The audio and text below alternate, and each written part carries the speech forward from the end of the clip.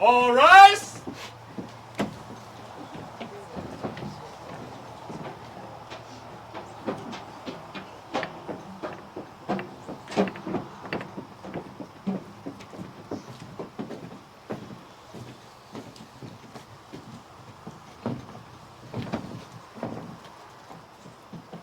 Ladies and gentlemen, before we begin, please bow your heads in a moment of silence for those passengers on the Delta flight.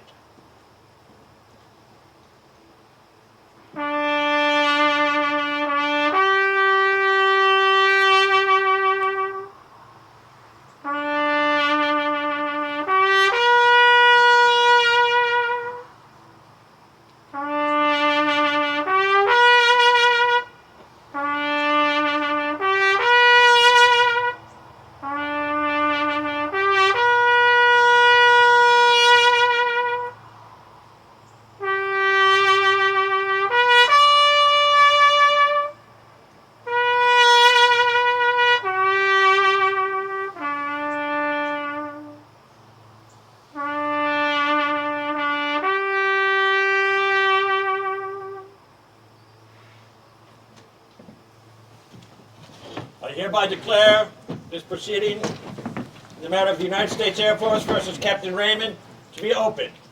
Please be seated.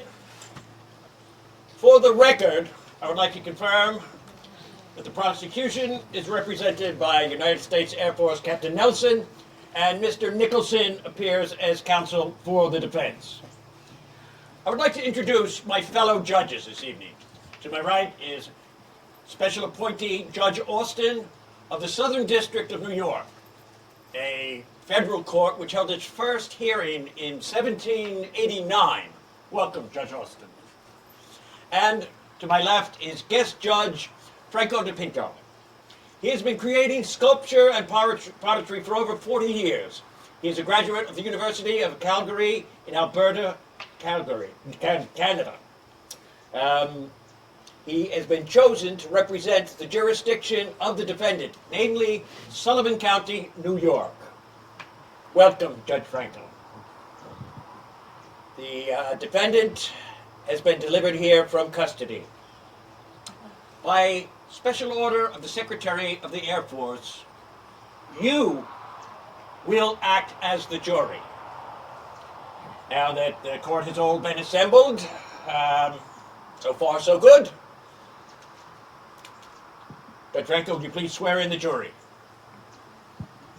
Please recite along with me. I pledge allegiance to the flag of the United States of America and the republic for which it stands, one nation, under God, indivisible, with liberty and justice for all. Thank you. Your Honor, I have an objection. An objection. Already? We have barely begun these proceedings. You may raise any and all of your objections at the proper moment. With all due respect, this is the proper moment for this objection. This is highly irregular, Counselor. If I may speak, sir, given the highly unusual and controversial matters we're going to hear today, with the light of national and international publicity blaring, and given the unprecedented special procedures established by the Secretary to govern this trial, I think the defendant should be given the leeway to raise any objections. Huh. And what is your view, sir? I'm inclined to agree with my new colleague. Let's at least hear the special objection before we decide on its validity. No. It appears I am outvoted, Counselor. You may proceed. Thank you, sir. May it please the court. Presenting my client in his prison uniform and orange jumpsuit like a Guantanamo Bay terrorist is highly prejudicial. Might as well hang a sign around his neck declaring him guilty. I respectfully request that he be allowed to change into his proper uniform for these proceedings. We're all dressed appropriately. I think the same right should be afforded my clients. I understand your point, Counselor, though I'm not sure that I agree. The defendant is currently a prisoner on trial for murder. Give us a moment to confirm.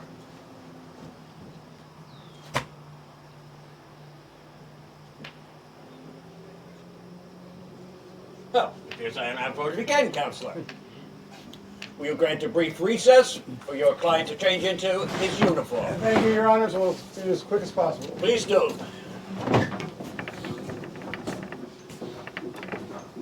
Good evening, ladies and gentlemen. I am glad to see you all here tonight. Before we begin, I must ask something very important of all of you. I must ask you to forget everything that you may have read or heard about this case. Yes, everything. By special order of the Secretary of the Air Force, you are the members of the public who today will sit in judgment of the defendant, Captain Raymond. This order grants you the power to determine the fate of another human being, so please, take this responsibility seriously. Tonight we will look into several items in order to understand them better. In court proceedings, we often take testimony and create stories out of it. We do this in the witness chair. The court itself becomes a stage. Ladies and gentlemen, be very careful about how you vote. Vote only what you think is the absolute correct thing. Don't let yourself be swayed by anyone else. You alone will determine the fate. By pronouncing a judgment, we intend to resolve disorder and create order once again. Anytime there is, something poorly happens, say an attack by an enemy, it is the court that discusses it. We do not judge morality. The jury will not view anything as evil. Our verdict today will not render salvation or damnation. We will decide between acquittal or prison. So, make your judgment carefully. Take your time. And above all, remember that before you sits a human being who has the same dreams as you, the same needs. He too is granted the right to pursue happiness. So when you employ your judgment, remember your own humanity. Will this resolve the issues that we have today? Will that happen? I'm not sure, but we have to try.